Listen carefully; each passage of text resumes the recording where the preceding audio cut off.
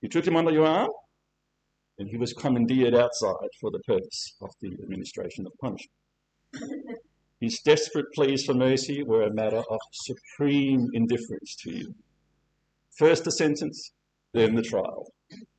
I am feeding you to the pigs.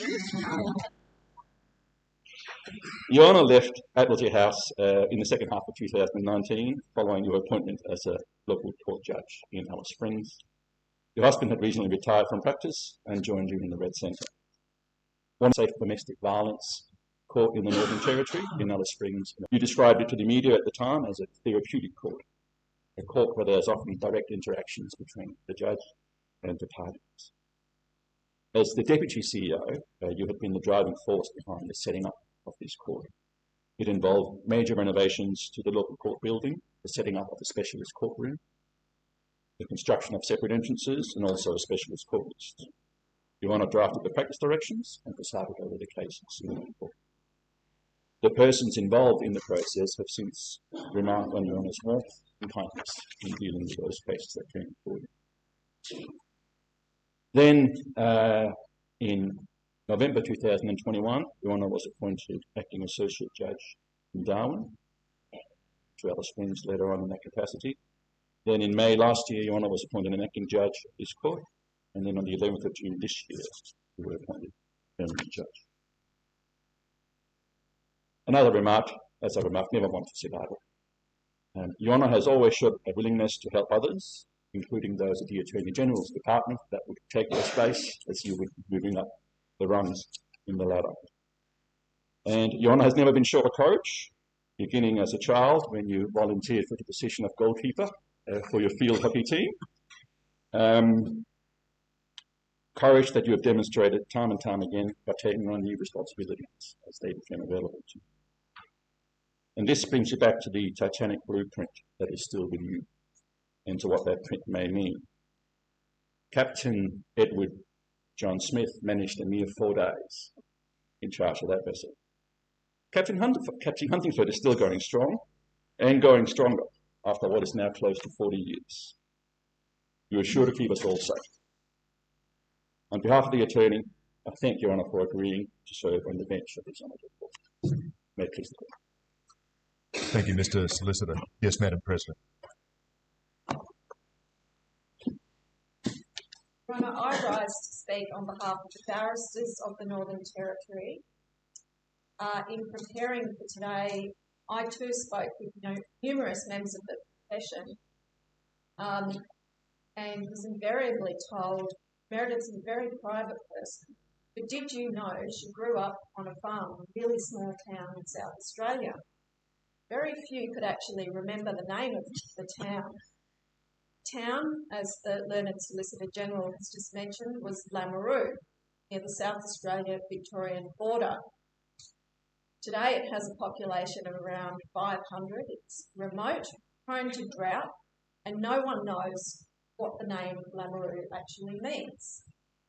However, how Lameroo got its name is a matter of historical record. Apparently, a postal and telegraph inspector, one Mr. Johnston, was passing through the area in 1932. He was invited to a meeting of the early settlers. The settlers were arguing about a name for their emerging township, no doubt to try and get people to stop referring to it as Whoop-Whoop.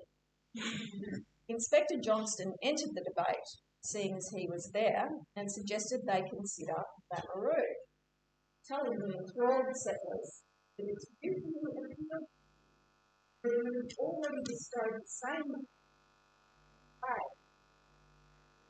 between the hospital and bed. Surely this historic link is no coincidence. Must explain how it was different inside Darwin, on Huntingford Beach, Ceremonial, not far from where we are sitting today.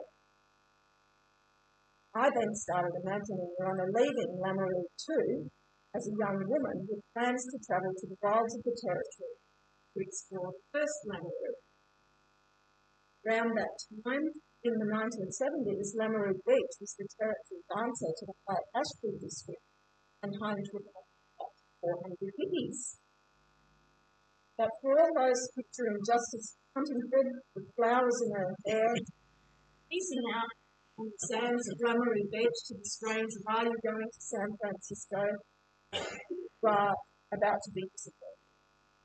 For one thing, the Lamoureux Beach Union was disbanded by the time it was ready to leave. It was the observation of one Lamoureux II historian that the women who made their own alley scrub were a stalwart and gallant band. And I think a more accurate picture, Your Honour, is of a stalwart and gallant young following a more traditional path, moving to Adelaide, where you completed studies for art.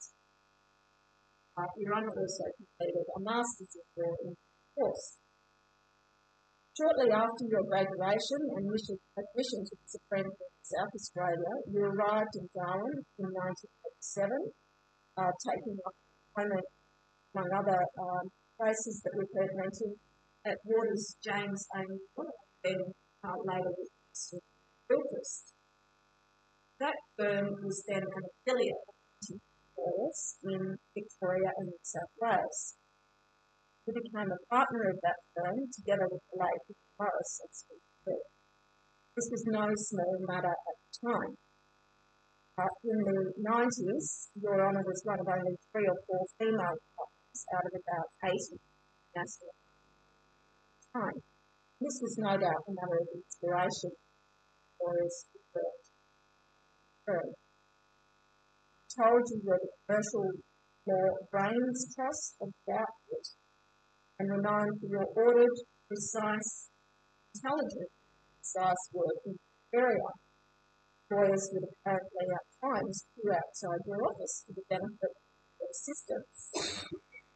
You also showed early prowess in the area of resource management, sometimes having to act as a foil to your then partner, Mr. Morris, who tended to have a less modern approach. For example, on one occasion, Mr. Morris loudly directed the article to go down to the Land's Titles Office to get a copy of an old contract. The clerk dashed off eagerly to the LTO, Your Honour. However, when he returned much later, very down on himself, unable to find the oral contract anywhere, and reporting the same to Mr. Morris, you very kindly intervened to stop Mr. Morris from setting his assignment.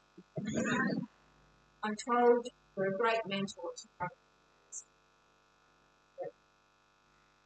In 2001, he left and took on a variety of public sector roles, including lecturing at Charles Darwin University, predominantly in torts and professional practice. You also then combined that work with Chief Registrar of the local court, working alongside then Chief Registrar Tanya von Lim. You impressed your colleagues in being able to juggle your university workload with your court responsibilities, but also, I'm told, hockey field, where Your Honour played goalie for Waratahs. This is surely the natural position for a stalwart and gallant woman from the Mallee squad to play.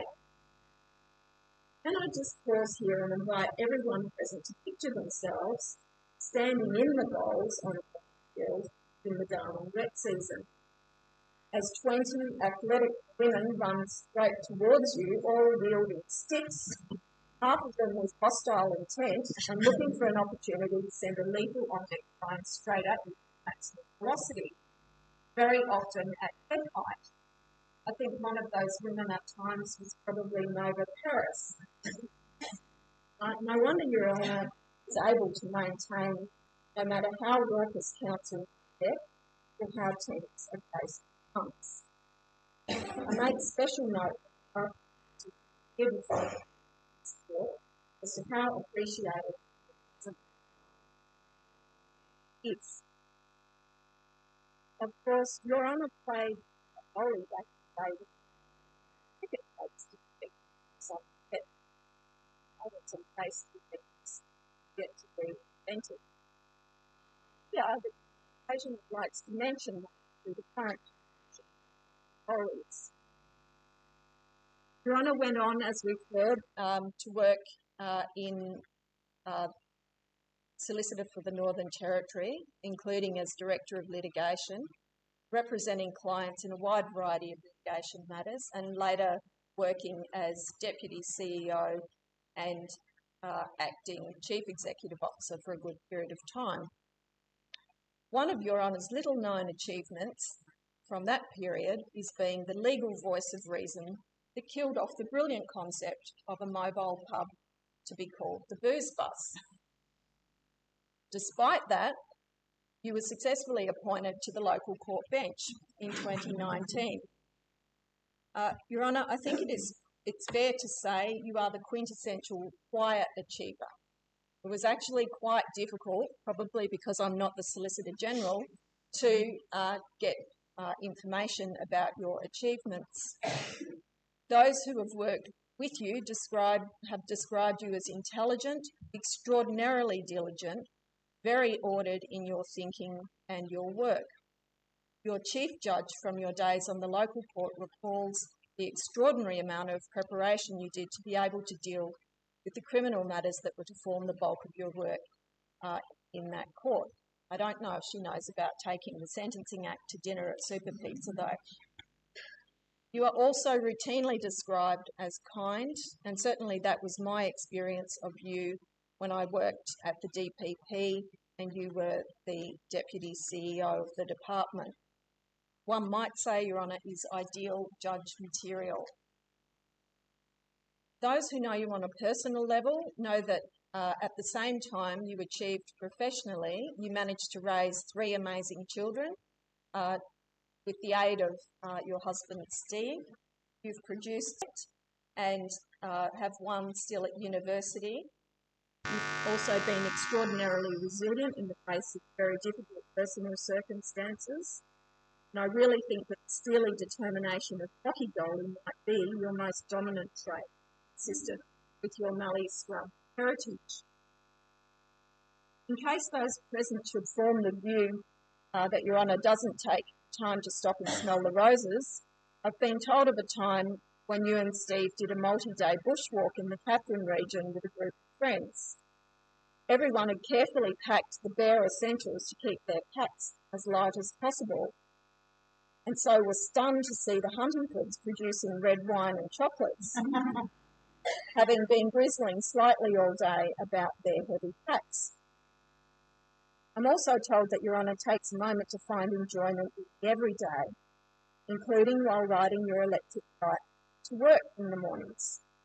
Apparently, Your Honour delights in riding up quietly behind lawyers who are likewise riding to work, and then quickly switching your bike into turbo drive and rocketing past them, leaving them dazed in the wake.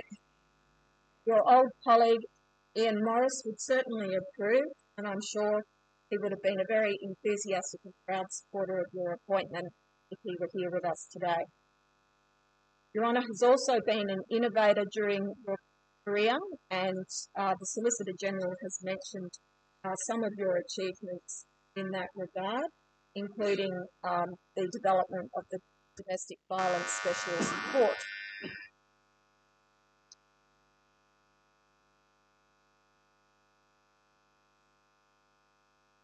And when Your Honour was appointed an acting Associate Justice of the Supreme Court, you continued in that innovation. Perhaps one that's worth mentioning from your time at the university, as far back as 2004, you were writing about using online audio tutorials and content platforms to foster engagement between external students in the CDU law program at a time when many other universities were not offering external law studies. And those types of innovations have led to the online capacity that the law school has today. I've not listed by any means all of Your Honour's professional achievements. Your Honour brings to the Supreme Court bench not only your considerable legal capacity but a deep and practical knowledge of many facets of the Northern Territory justice system. Those factors combined with your admirable personal traits make you a very worthy appointment to our bench, and on behalf of the independent bar, we wish you every success.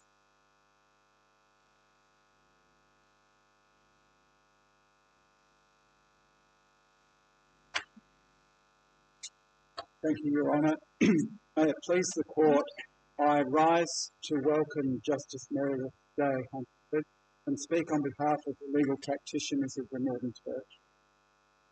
Whenever I receive an invitation from the Chief Justice to address this Honourable Court, I always ask myself that existential question, what meaningful? So I then reach for mandatory reading, my source of pertinent information about petitioners and judges, and there's not one mention of Your Honour to be found. Then head off to Big Boss Fella, and that wasn't much help either. So off I went to Google because Your Honour's friends are very discreet, mostly. So what's clear from Your Honour's presence in the Google world is that Your Honour has a long and distinguished career in the law, but I knew that.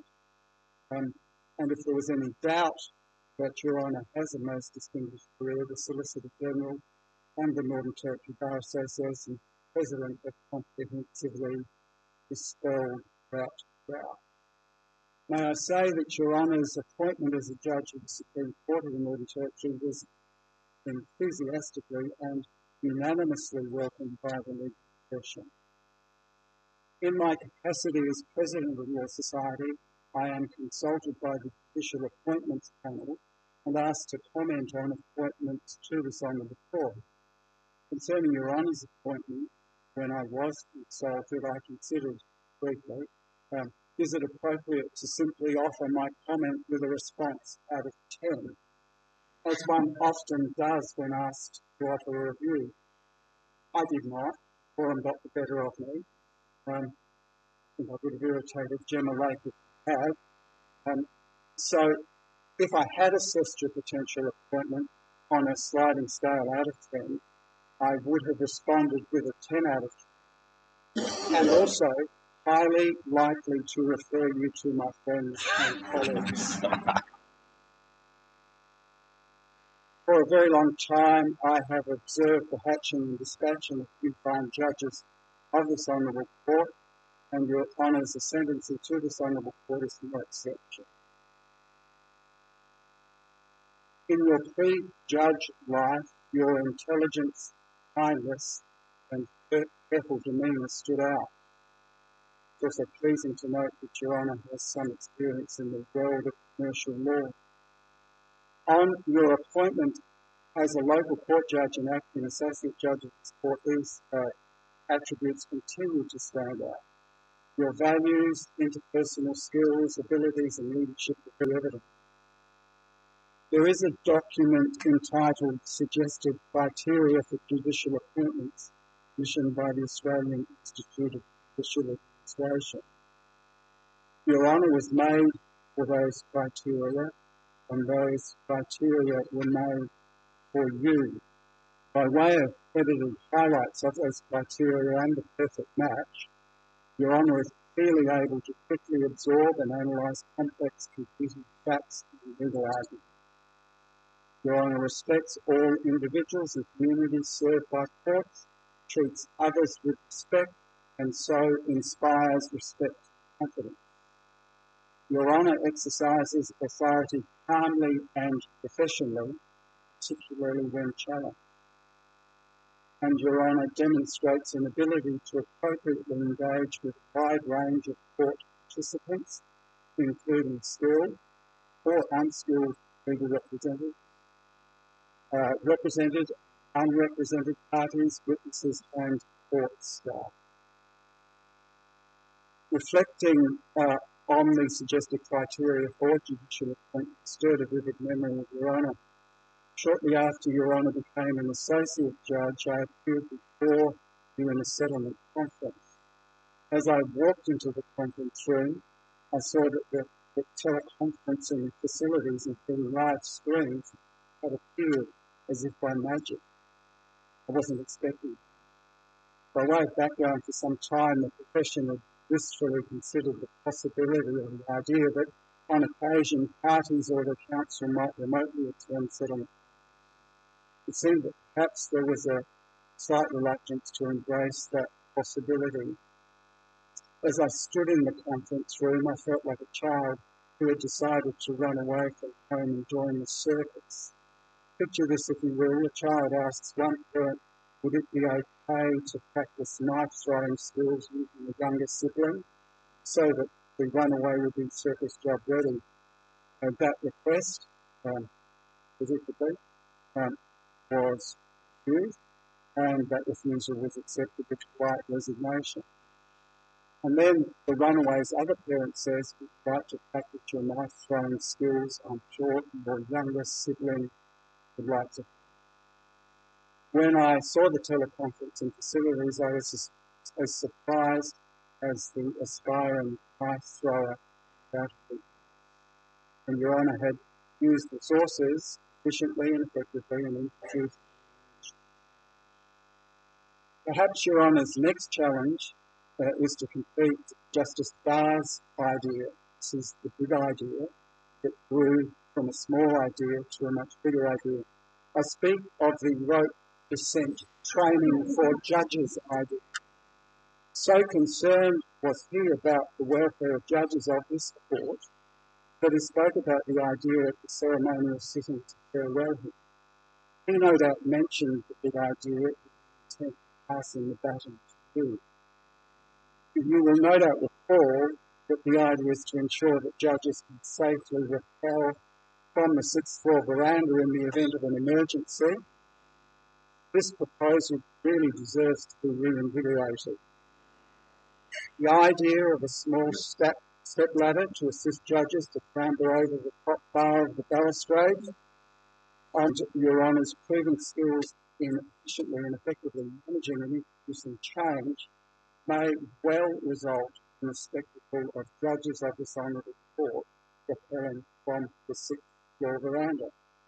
The flow and effect would be enormous, no doubt. A new edition of Big Boss Fellow would be published.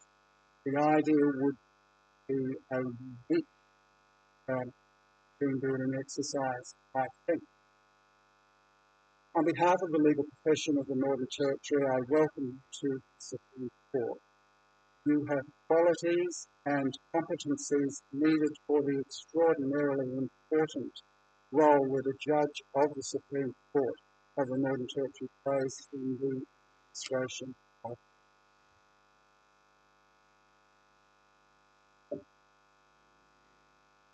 Justice Huntingford, would you like to respond?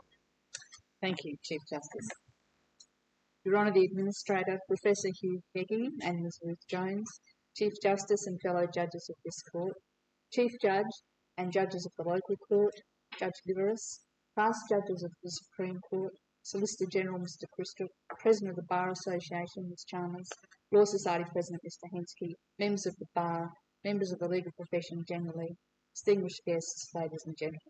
Thank you all for your attendance here today. Thank you, Mr Solicitor, Ms Chalmers and Mr Hensky for those very warm and generous remarks. I sincerely appreciate the time and effort that you've put into the preparation of those speeches, and especially to chasing down all those details I had hoped to forget. On an occasion such as this, it is appropriate to celebrate, although it is somewhat overwhelming to hear all those nice things said about me. Another judge on a similar occasion described the speeches as akin to a living eulogy. That's pretty close to the mark. Of course, as with a eulogy, sometimes the truth is lost in the telling, and for those who relied upon information from my husband, I apologise. He told me with apparent glee that he never let the facts get in the way of a good story. There are many people who I would like to thank for their support, encouragement, and occasionally little push, who I've relied upon to get to this point. As you know, I held an appointment as an acting judge of this court for about 12 months before I was appointed in June, and prior to that I acted in the position of associate judge. The welcome and collegiate support I've received from the Chief Justice and judges of this court has been outstanding, and I'm very grateful for it. I also want to thank all of the court staff, my associates and executive assistants over the last few years, and the Sheriff and the registrars and their staff, both here in Darwin and in Alice Springs. And not forgetting the executive. I look forward to continuing to work with all of you. I also particularly want to thank Debbie Carr for all of the work she has done in organising today, on top of everything else that she has to do. I particularly want to thank all of you for attending today. It is a great sign of support for the court. You've attended this ceremony to celebrate with me, and I very much appreciate that you took the time to do so. In thanking you, I also want to include those attending by video link from Alice Springs. To those who have travelled from Alice Springs and from interstate to be here today, I thank you for making that special effort. Prior to December 2021, I was sitting as a local court judge, primarily in Alice Springs, but also in Darwin, Katherine, Tennant Creek and on circuit. I wish to express my appreciation to all local court judges and the staff of that court in its various locations. I especially thank Chief Judge Elizabeth Morris, Deputy Chief Judges Tanya Fong Lim and John Birch for their support and encouragement while I was finding my judicial feet on that court. I also want to give special mention to Sandy Cronin in Alice Springs for unstinting and unflappable administrative support. Deputy Chief Judge Birch was one of the people who encouraged me to apply to be considered for appointment to the local court and managed to convince me over a glass of wine in Alice Springs that it would all be absolutely fine, despite my limited experience in the criminal law. Although on reflection he may have omitted from his overview a few key details, such as the number of cases or just how fast one needs to work. I remember my time as a local court judge in Alice Springs as one of the best jobs I've ever had. The collegiate environment, the beauty of the landscape. To go on circuit was something I particularly enjoyed, although not so much the road to Alpara, where I thought the court Prado would possibly disappear in the crevasses which gaped across the road every few kilometres. Ali Karung is also memorable, the number of dogs that took an interest in the proceeding. I was suspicious of one particularly fine-looking canine with a special collar, which sat at the feet of Defence Counsel whenever he stood up to make submissions. Eventually, he rather sheepishly admitted that he couldn't bear to leave the animal alone, so she had to come along. She was very well behaved. And of course, flying out to Kintore over the West Macs in February after rain, watching the water cascading off the ranges, it's a memory I'll have forever. As to my career in the law prior to that time, I'm one of those who came to the Northern Territory for 3 months and never left. My introduction to Darwin was due to my old school friend, Chris Curitan. At the time, travelling to Darwin for a summer clerkship with my friends seemed like a great adventure. Although when I arrived on the 5th of December 1985, feet sticking to the tar as I walked to the old airport terminal, I resolved to go back to Adelaide as soon as I could afford the fare. As it turned out, settling in was greatly aided by the presence here at the time of my dear university friend Tanya Hislet, who cannot abide social isolation, and she went the extra mile in that regard by introducing me to my husband. Over the course of my career, I've been fortunate to be guided by several remarkable men. John Waters, my first boss at Waters James and O'Neill, taught me about hard work and not giving up. However, I would not have survived those early years without the support of colleagues, including Gary Schneider, Kelvin Strange, Brenda Monahan, Guy Riley and Catherine Spurr. We all faced an immense workload and, in my case, a steep learning curve, but somehow we survived and persevered. John wasn't all that impressed when I went to work for him, McDonald Morris at Elston and Gilchrist. He said, "Why would you want to save money for insurance companies?" or something along those lines. Working with Ian Morris was, however, one of the highlights of my career. Morrie had a quick wit and an incredible legal brain. He taught me how to think like a lawyer, also how to have fun while working hard, sometimes arguably too much fun. And he encouraged me to have faith in myself, something I still work on. Morrie and I became firm friends, and I acknowledged the great support of Jill Morris and, of course, the dynamic duo Peggy Chong and Chris Osborne, together with others including Bill Piper, Ash Heath, Greg McDonald and Tanya. During that time, some usually opposing solicitors became close friends too, and I particularly acknowledge Catherine Phil, who has travelled from Brisbane to be here today, and I thank her for that and for her steadfast friendship and support over the years. While lecturing at the university, I was fortunate to have as my boss, Ned Alderson, the opportunity to teach, broaden my understanding and perspective of the law. During that time, I worked with and learnt from Ned and other proper academics like Bill Hurd and Jesse Wu. Teaching and researching was a great privilege. It is always gratifying when former students pop up around the place in court. Many of them are now well advanced in it. I also had the privilege of working with many outstanding people at Solicitor for Northern Territory and through government from 2005 to 2019. I was and am in awe of many of them. It is a great joy to see so many former colleagues from Solicitor for Northern Territory, the Attorney General's Department, and broadly through government. I want to give a special mention to Greg Shanahan, a person with a keen understanding of legal issues and a master of navigating public service. While no one could match his expertise, Greg's guidance equipped me with the skills necessary to effectively work in government.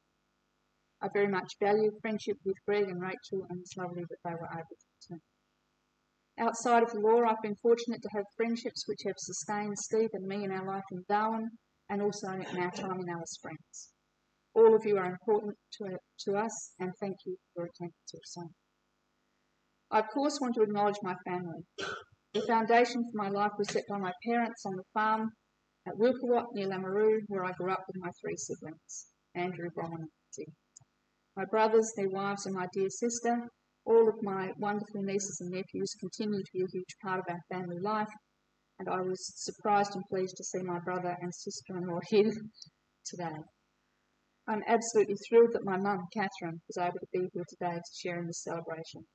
As a teacher, her belief in the power of education set the course for my life and that of my siblings. My dad passed away some years ago now, but I know that he would have been proud today, if probably somewhat embarrassed about all of us. The last 38 years I've spent my life with Steve. What can I say?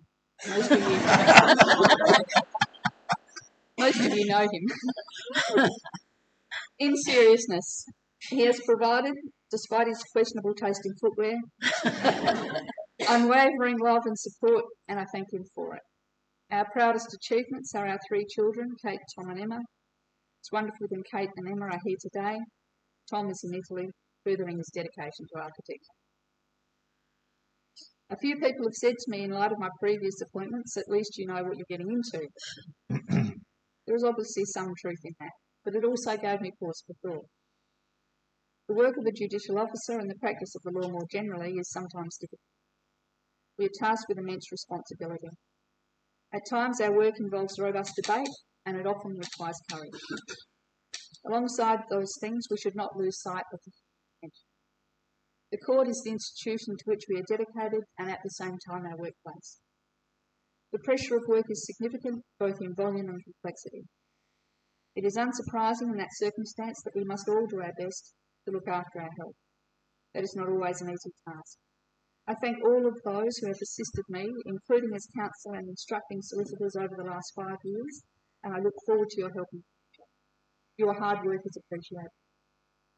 I also urge you all to continue to take the time to look after your health. I'm deeply grateful for the opportunity to serve the Northern Territory community as a judge of this court. I pledge to carry out my duties with diligence, integrity and dedication.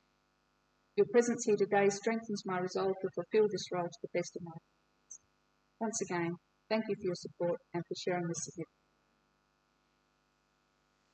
Thank you, Justice Huntingford. Mr. Henschke, just so you know, Justice Huntingford has taken over as the chair of the Supreme Court Library and Abseiling Committee from Justice Barr. And as we expected, she's making a far better fist of it. She's already produced preliminary design drawings of a flying fox, which will take us from the 6th floor balcony directly into the cafe of the new art gallery.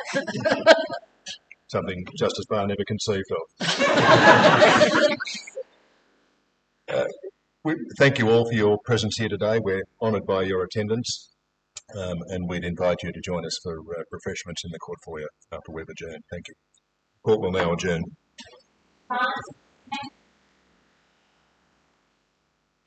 So the court now stands.